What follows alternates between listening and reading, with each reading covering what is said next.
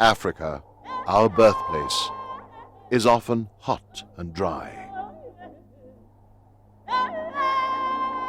The veldt burns easily. That's why early navigators named its eastern coast Land of Smoke. Rising out of the central plateau, the Drakensberg feeds the rivers of South Africa. Once upon a time, most of this land was home to hunter-gatherer folk, known as the Khoisan.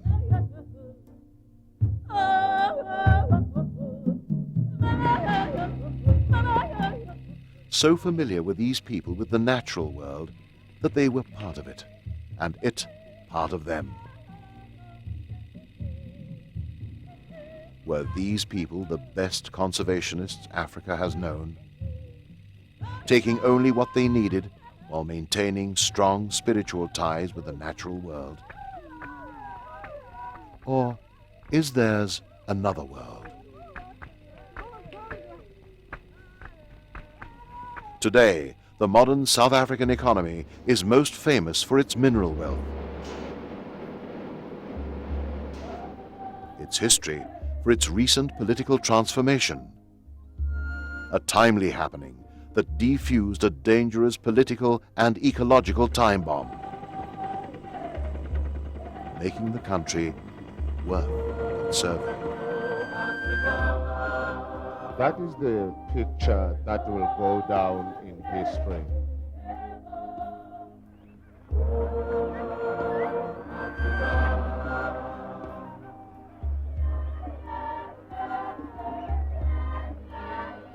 When the Iron Age people filtered down to southern Africa about 2,000 years ago, they settled in the summer rainfall areas well suited to their grains.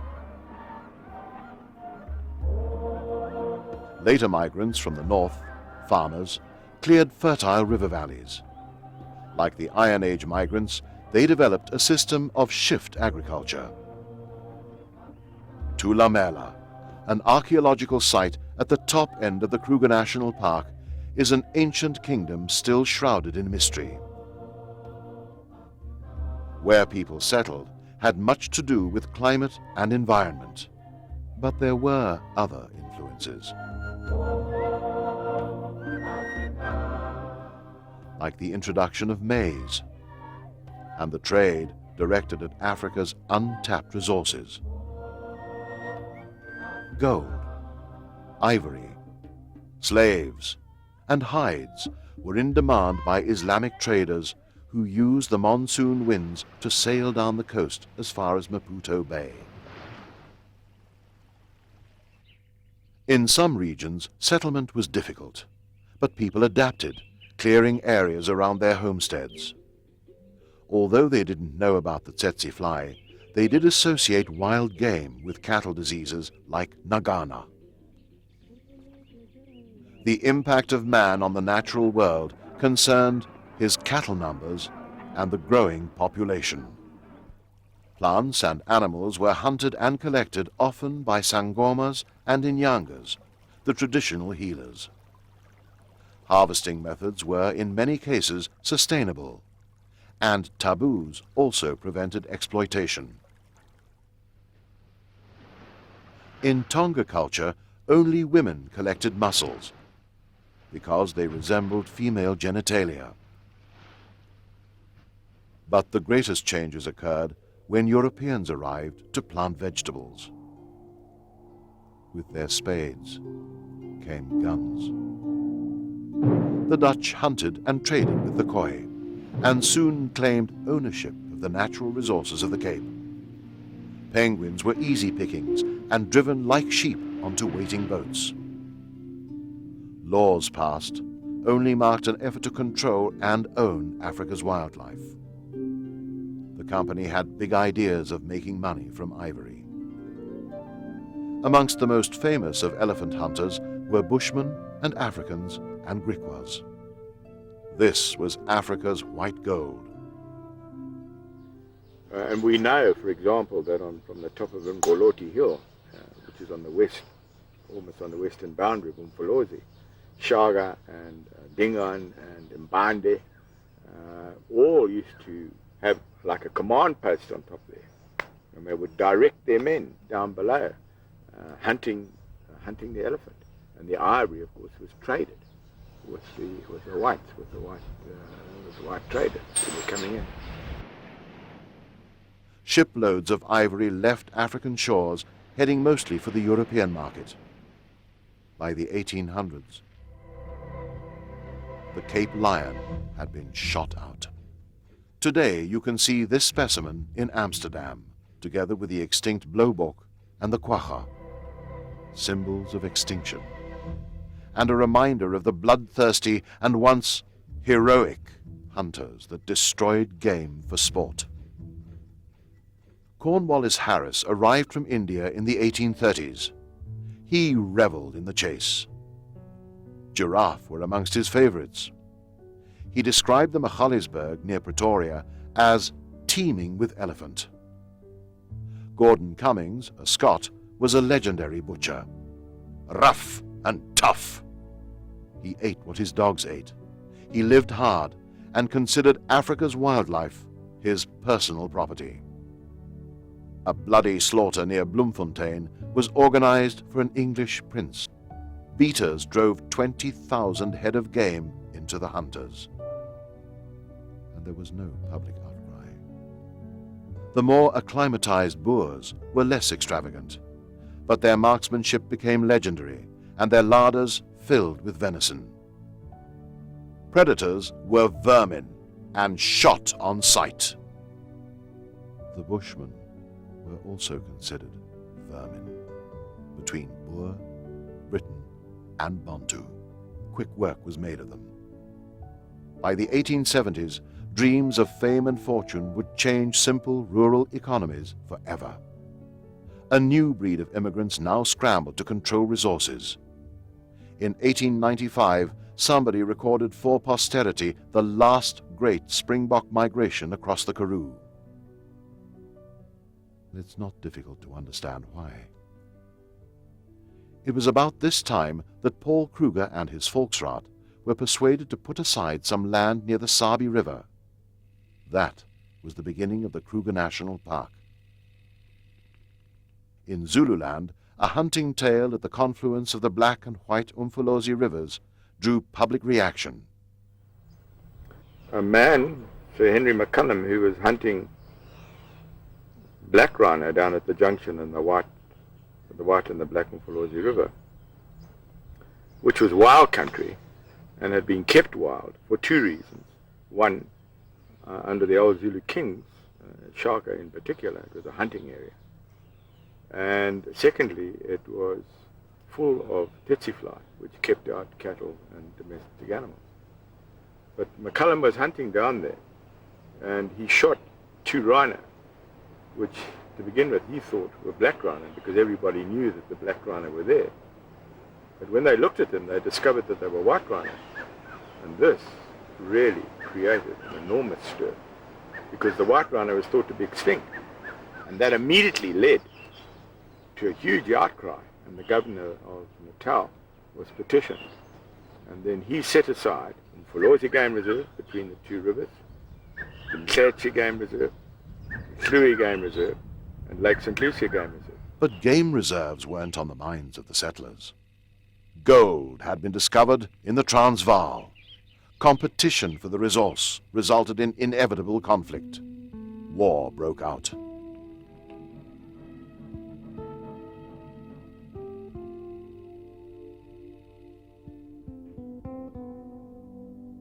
Guns, cannon, and the most modern armory rocked the nation. The eventual peace came with a package of political bitterness, and the formal mapping out of the land began.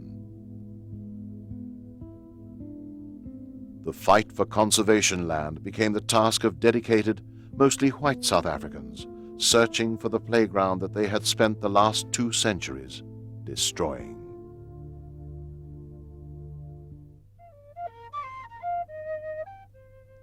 African people now became wage earners in the towns, quickly adopting many Western values. The natural resources that they depended on soon acquired commercial value in the cities. To a Westerner, these muties, or medicines, are crude and raw, but the majority of South Africans still use them every day. It's like if I compare the Nyanga from the city and the Nyanga from the rural areas, it's different. Here from the rural areas, it's got the power. The mutis can't work alone. It needs the support. The ancestors can put the power. Most of the products sold in the markets are harvested in unprotected rural forests. Surging population growth points to an increase in demand, and ultimately, extinction. It was the extinction alarm bell that prompted conservationists into action. In the 1920s, a famous hunter, Major Pretorius, virtually wiped out the last of the Cape's Addo elephant. These were government orders. He also shot one of the remaining Knysna bull elephants for species identification purposes. Things started to change when the sportsmen had no more game to shoot. And out of the sports hunters, a dedicated group of conservationists emerged. Early wardens were mostly ex-military men, many of whom dedicated their entire lives to the conservation areas that we know today. Their lives were far from romantic, but their stories are. Harry Wallater, a ranger in the Kruger Park, was attacked and mauled by a lion while riding patrol. He was dragged through the veldt by the shoulder. Here is his story. It took me some time to get my hand round underneath me to get hold of the knife, which is on my right side. And I was wondering whether the knife was still there. When I got my hand round, I found the knife was still there. So I put it out of the sheath, and I thought, now where shall I stick him? And I thought, shall I slash this line across the nose? I thought, no. He might drop me and then come back again and bite me again. I don't know, the best thing is to risk it and try for his heart behind the shoulder. Harry stabbed the lion and lived to tell the tale. By the 1930s, the Kruger Park, South Africa's largest, was a tourist destination. The Kruger National Park had its origin in 1898 under the regime of the late President Kruger, and in 1926, Parliament passed an act converting this game reserve into South Africa's national park. As you motor through the reserve, every now and then you come upon little camps at which you can stay if you feel so inclined. In the safety of the reserve, the authorities found that the lions increased enormously in numbers. In order that they should not become so numerous as to be dangerous, hunters were employed to shoot some of them. But the lions replied by having larger families, so in the end it was left to nature to handle the situation, and now it seems to work out all right. African people who lived in the park were removed as late as the 1960s to expand the area. This is a theme that ran through so many other proclaimed game reserves. But proclamations didn't necessarily secure the land. In Zululand, the Umfolozi Game Reserve had been proclaimed in the 19th century. It had a rough ride later on. The white settler farmers wanted the land, and the government ruthlessly began shooting out the game because it harbored the tsetse fly, which caused nagana, fatal to cattle. About 4 million square miles of Africa cannot be inhabited by man. Some of these forbidding acres lie in Zululand, where the tsetse fly could infect and kill the cattle man lives on. The greatest villain of the piece is Glossina pallidipes, the pale-legged bloodsucker. An adult fly produces only 6 to 8 larvae in its lifetime, and the pupae are found separately in the sand under shade. The fly must have a blood meal at least every 3 days. Because it kills the domestic cattle it feeds on, it is obviously kept going only by game, which enjoys an immunity to nagana. The Makuzi, the Sluhlui, the Umfolozi game reserves in Zululand have been the tsetse's most fruitful breeding ground. At first, the slaughtering was done by white hunting parties. Later, it was done by Africans, who were paid a bounty. Amongst them, Ian Player's mentor and friend, Makubu Ntombela. Like many others, he grew up in Umfolozi before his family was removed during the Nagana campaigns. In the late 1920s, Robert Harris, an entomologist, moved into Umfolozi Game Reserve. He was employed by the government to outwit the flies by trapping them. Vaughan Kirby was the first resident conservationist, and together with Ernest Warren of the Natal Museum, he protested at the senseless slaughter of Zululand's game. Vaughan Kirby knew the value of the rhino. He understood immediately that the rhino were his ace card. So he always put the number as low as possible. In fact, he kept on talking about 20. But Mankobu said that he was hiding them, feature, because he knew that if there were too many, then of course the government wouldn't pay much attention to it. But there probably were in the region of 50 to 80 white rhino alive at that time. This film footage taken in the 1930s tells the story of Harris's work. He spent his energy on finding ways to attract the tsetse fly. A series of experiments resulted in the invention of the famous Harris fly trap. At the peak of the operation, there were 2,000 of these traps in Umfolozi Game Reserve. If Harris's trap reduced the flies, the white farmers would be happy, and further slaughter of the game could stop. At first, his work seemed to show results. The traps were catching flies. In 1931, more than 1 million flies were caught in a single month. But what Harris's finding did not show was the effect a parasitic wasp had on the flies. Fly numbers decreased when wasp numbers were high. When wasp numbers dropped, the fly returned, and Nagana reappeared. The killing began once more. Another bloody slaughter to pacify farmers. More than 25,000 head of game were killed. Dr. George Campbell and the Wildlife Society protested. Why kill the game? Why not kill the fly? The slaughter of game was now a public issue. Huge government resources were spent destroying the habitat of the tsetse fly. Vegetation was removed in an effort to create fly-free belts. Eventually, the main breeding areas were identified, and a decision was made to spray these areas with DDT. And it is perhaps ironic that it was the use of one of today's deadliest toxins that saved what little game there was left in the reserves.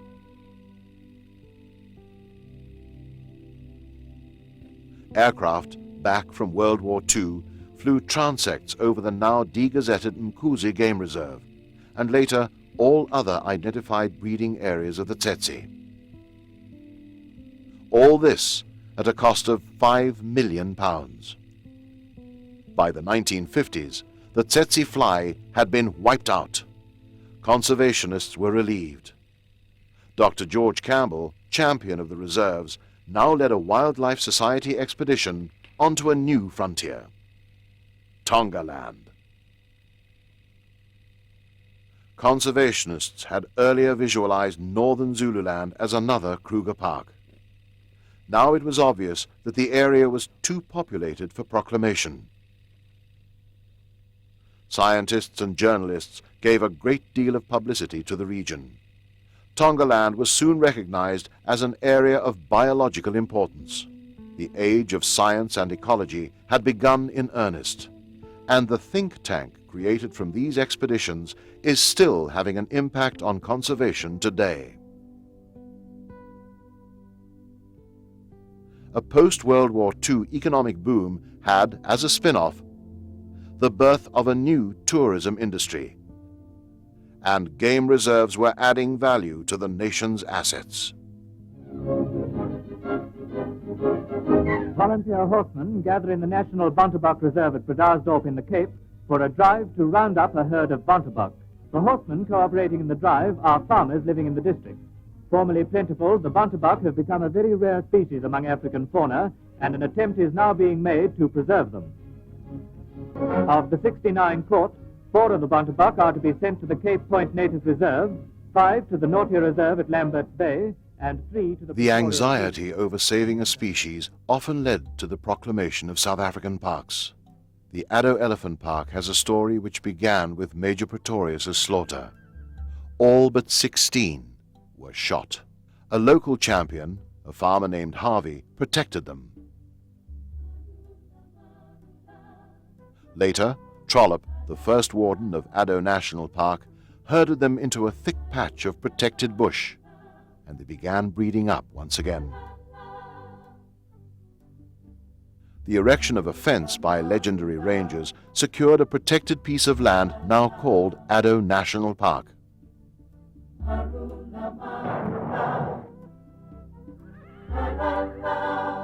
In Zululand, white rhino in the Umfolozi Game Reserve bred up enough to be captured and translocated within southern Africa and overseas.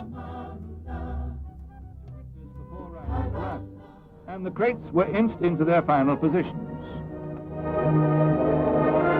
So this is how there came to be rhino in the Kruger National Park again after an absence of half a century.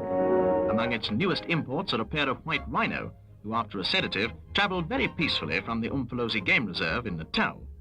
Krugersdorp has arranged to buy 2 more white rhinos, a pair of males. The animals were sold at a special price of 1,000 rand for the pair.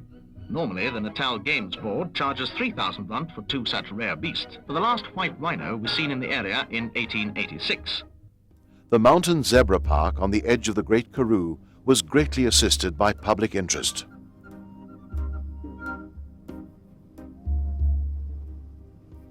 Artists and even 50-50 television viewers have helped to buy out farms, increasing the size of the park. Again, it has been the plight of a species that has created an interest.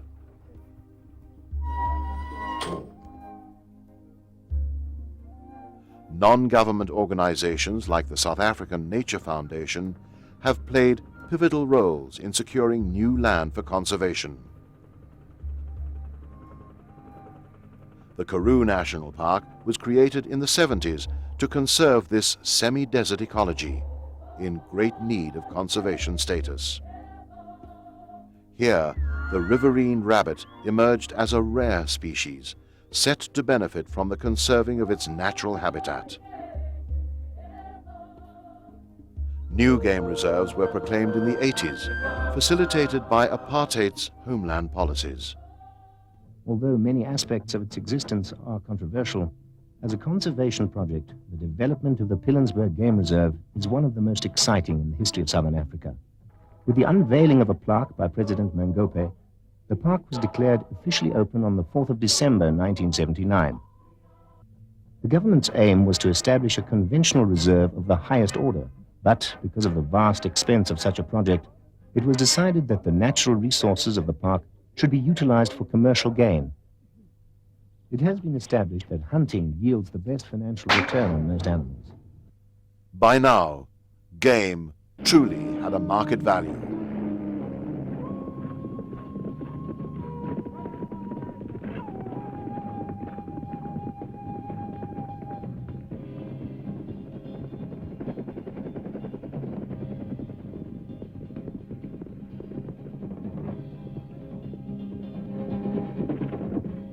The plastic bomber looks to the animals like a solid wall. Suddenly, these wild creatures become calm, walking into man's world, undaunted, untranquilized, untouched, and accept it. So it may have been on the Ark. The Eastern Cape boasts more game than it had at the turn of the century. New game reserves were proclaimed in the 70s and 80s, and game farms are still on the increase. Hunting is a foreign exchange earner and a large part of the conservation equation.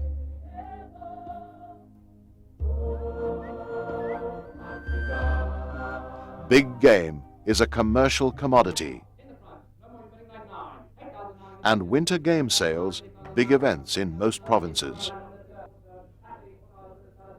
But Does everything have to be sold to survive?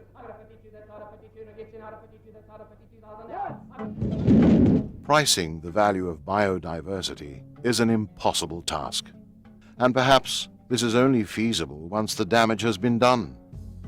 Biodiversity is immeasurable, and therefore priceless.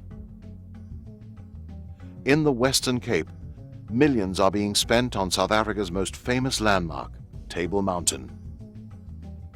For over 300 years, botanists have marveled over the flora found in the Cape, but meaningful conservation in the Cape took a while to get going. Exotic plants are widespread and fires too frequent.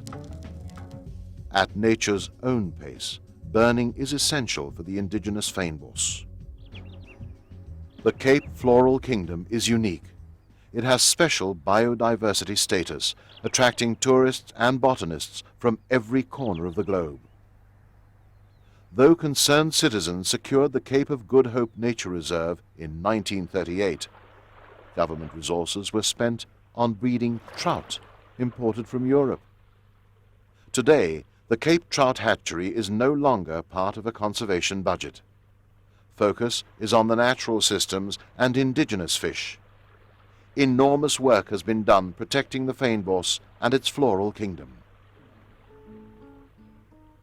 Further up the coast in the Richtersveld, a community entered into a conservation partnership with the National Parks Board in the 80s. The conservation authorities leased the land from the community, who now benefit from tourism.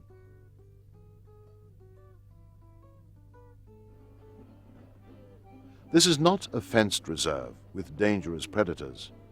Here, the people are very much part of it, living inside the protected area and grazing their stock.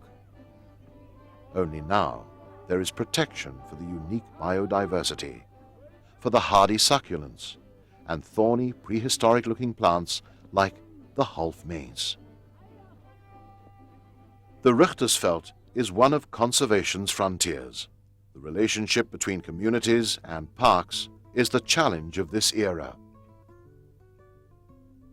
Cozy Bay in Maputoland is a conserved estuary where people harvest resources daily. The fish kraals crisscrossing the cozy lakes have been there for hundreds of years. The traps that are made from palms and reeds are designed to catch large, mature fish only.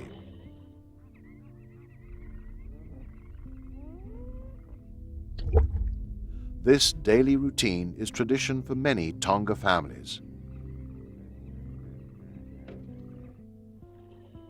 A craft passed on from father to son. A natural resource inherited within the fishing families. But the traditional harvesting of resources is changing. Today, everything has a market value. Mussels form part of the staple diet on the Maputoland coast. Now a new breed of conservationists and scientists work hard with communities to rekindle traditional sustainable harvesting methods. People have to see the benefits. The conservation of resources is in the people's favor.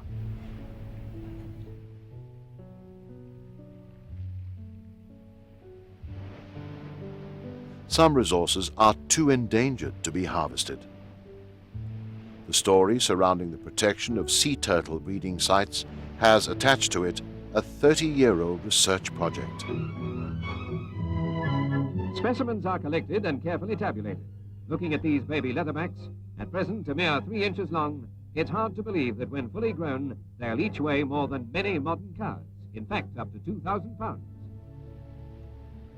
Today, breeding sites are ever expanding. And the Maputoland shores attract international researchers who use satellite technology to unravel the secrets of oceanic migration.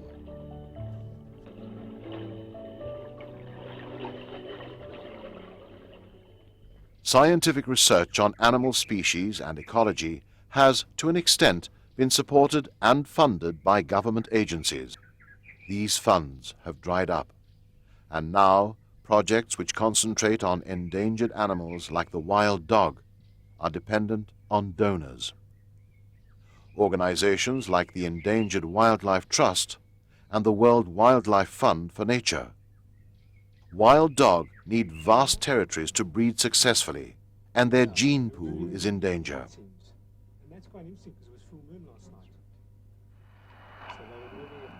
Now, translocations of packs across the country into protected areas will do a great deal to save the wild dog. Once ruthlessly hunted by farmers, the African wild dog packs in the Kruger National Park have been part of a photographic project involving the public to identify movement of animals. A similar fate is found in the cheetah, whose genes are distorted from a lack of genetic diversity. South African elephants find themselves in a very different situation. There is simply not enough space for them. They're difficult to sell, and culling leads to public outcry. Game reserves make up a pitiful 6% of the country, isolated pockets of biodiversity, if you like. For the tourist industry, the game reserves are like the flowers that attract bees to the honeypot, an important part of a South African experience. Remarkably, there are plans to expand the parks by pulling down the border fences. There is much talk about creating a cross-border peace park with Mozambique, but in a distant corner of the Northern Cape, where the Kalahari Desert straddles Botswanan and Southern African borders, the Kalahari Trans-Frontier Park is reality. The Kalahari Gemsbok Park was proclaimed in the 1930s. For more than half a century, it was managed by members of the Lariche family under the administration of national parks. The red dunes are also the traditional hunting grounds of the Kalahari Bushmen. Amongst them, Rachopstan Kruiper and his people, a displaced people whose spiritual world is rapidly fading. They mostly earn a living as laborers. Others have used tourism. Kijk nou die gersbok daar. Dit is voor die ziekte en dit is voor die reën. Die roep moet reën. Ons het net baie. But times have changed in South Africa. And not long ago, the David Kruiper clan received some compensation for land injustices imposed on his Kalahari community. Game reserves all over South Africa face a history of land claims against them. But the abuse of land goes much further than ownership and has very little to do with game reserves. Some of the greatest conservationists are not associated with game reserves. The late Robert Masibuko is a legend. My teaching methods may be primitive, but I do get the results of what I want. You must have your own garden first, speaking the language that you want people to listen to. When they come to your yard and they see this green, they see all these wonderful crops and wonderful trees, fruit trees and so on, then they're interested in how do you do it? Alcox, a grassland scientist, mapped out the South African veld species, highlighting overgrazing. T.C. Robertson, a journalist, started the Veld Trust. Artists and journalists have fought brave battles against powerful mining developments and won. NGOs, like the Wildlife Society, have added muscle. The concept of wilderness trails started in Zululand in the 60s, enabling people to experience the wilds firsthand, like a game ranger might, close to the dangers and the elements. Dedicated author conservationists like Elsa Pooley have written field guides to stimulate interest in indigenous flora. Ian Garland, a farmer and self-taught botanist, pioneered conservation education in his backyard. People like these have never worn epaulets. They haven't been on a government payroll.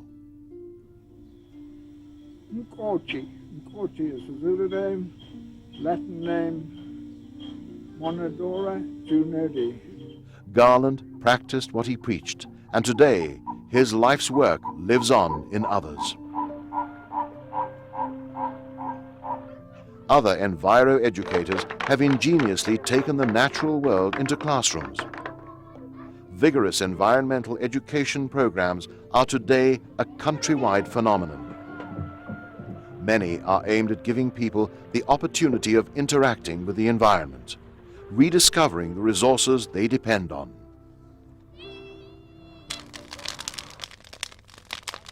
This exhibit at the Pietermaritzburg Botanical Gardens highlights the biodiversity found in fire climax grasslands.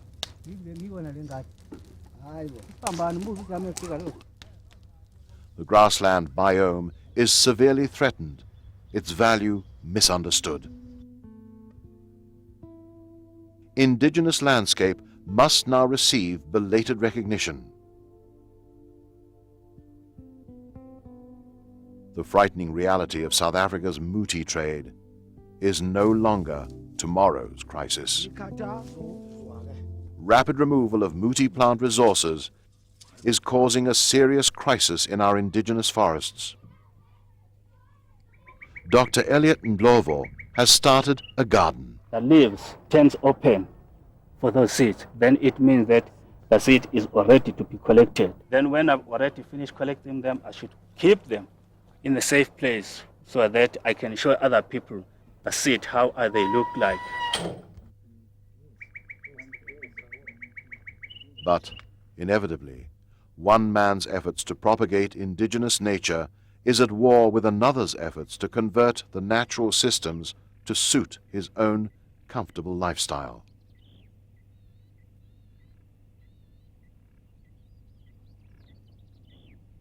No matter how close we come to nature, at the same time, we push it away. Conflict is inevitable.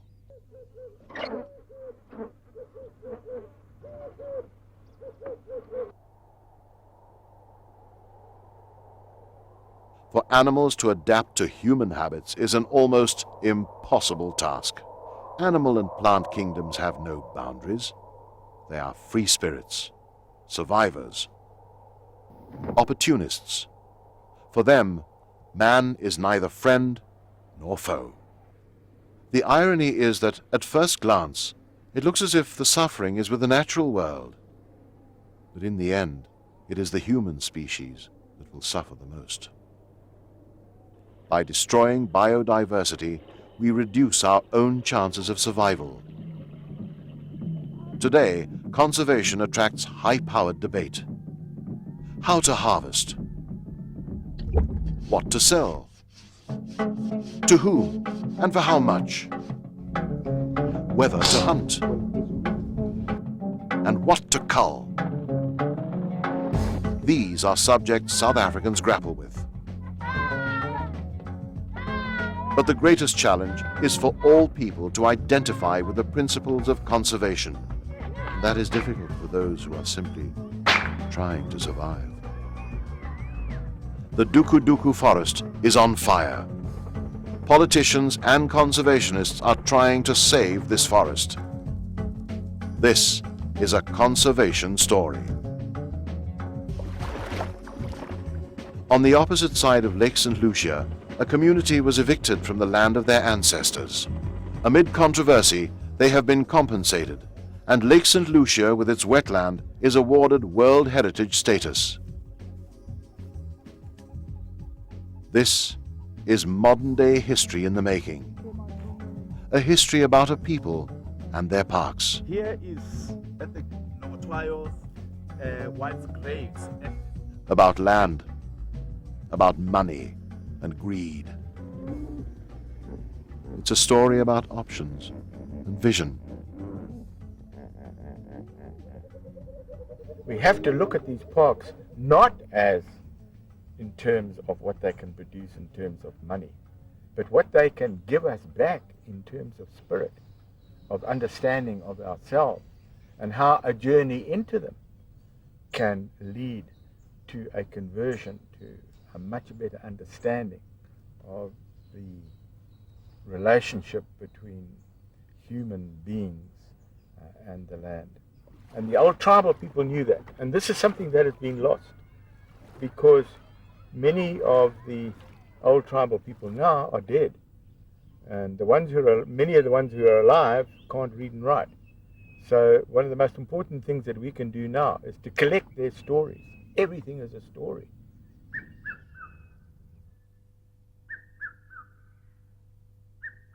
The bread of tomorrow will be got by going to the soil.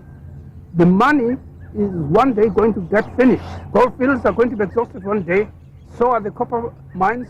So are all the minerals are going to be exhausted. But the soil will still be there.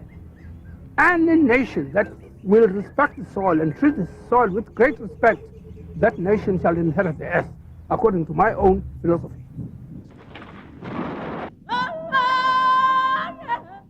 Were the Bushmen the only people capable of conserving our land? Or was theirs simply another world, in another time when there were fewer people, and their way of life the only way to survive? Given the choice, would they live a hunter-gatherer's life?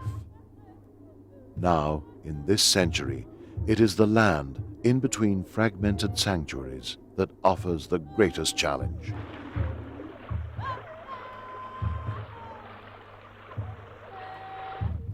The forests,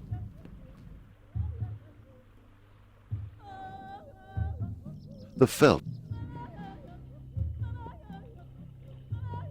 the streams and the rivers,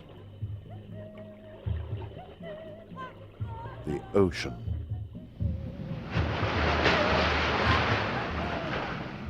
these are our own backyards. Conservation is about survival. It's about the way we live, our attitude, our values. Do we really have a choice?